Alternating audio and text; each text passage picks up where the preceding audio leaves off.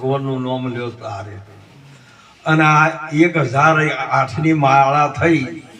મહાપુરુષે કીધી નાની બચતમાં કેટલો ફાયદો થયો તમને ખબર પડે?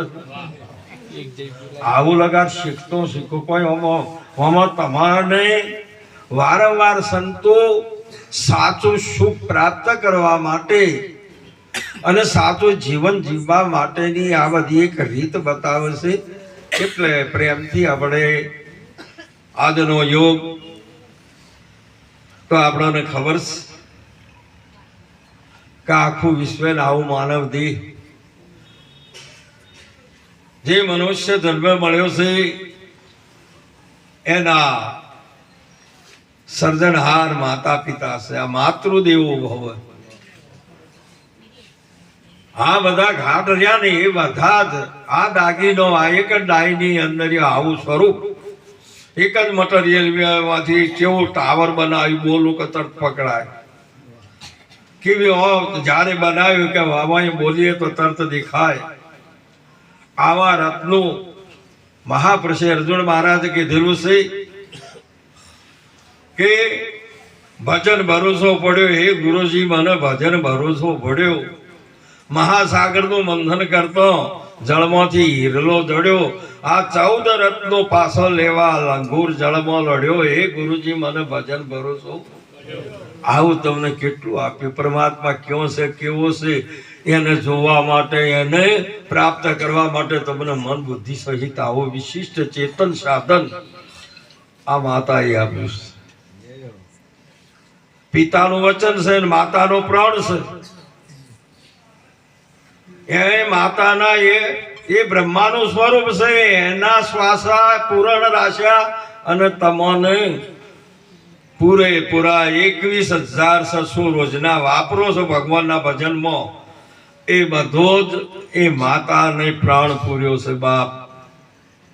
અને આ વચન છે એ મહાપુરુષે કીધેલો અને બેનો મેળ કરી આલ્યો.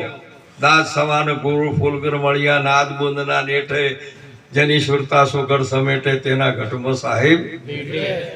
આજે એક માતાનો પ્રસંગ છે. આપણે બીજું કોઈ નહીં કેવું. આજે જ્યારે આ બધું ઉત્તમમાં ઉત્તમ હતું કદાચ આપણને મળ્યું હોય તો માતૃદેવો ભવ. માતા તીરથ પિતા તીરથ તીરથ જ્યેષ્ઠ બંધવા. અહીંયા કીધું કે માતૃદેવો ભવ પિતૃદેવો ભવ અતિથિ દેવો ભવ અને આચાર્ય દેવો ભવ. માતા પિતા આપણા આવો વિશિષ્ટ ચેતન સાધન મનુષ્યના એ સર્જનહાર એ પ્રાણદાતા છે. કોઈ બીજા કોઈ યજ્ઞ કરીને બ્રાહ્મણોને બોલાવીને મૂર્તિમાં જેમ પ્રાણ પ્રતિષ્ઠા કરી એવી નહીં કરી. કોઈને બોલાવવા પડ્યા નથી. અને તમારે કાયમ પૂર્યા છે ને અને ઓછા પડ્યા ને તો કોરોનામાં ખબર રાખજો એનું મૂલ્ય શું છે એ માટે કબીરજી તો એક શ્વાસ નું 14 લોકનું મૂલ્ય કહ્યું છે. એક શ્વાસ અને એક બાજુ આ 14 લોકોનું આ સત્વ જે છે તો આ શ્વાસના તોલે ના આવે એવી મહિમા ગાઈ. આ શ્વાસ અંદર જઈ અને બહાર આવે ને આટલામાં તો સંતોને મોક્ષ આપે છે. એક ક્ષણની અંદર એક પળની અંદર નીરજ મહારાજ એ જ બોલ્યા નિરાત નૌકા નામ કી તામે બેસી આય પાર પહોંચાડે પલકમાં.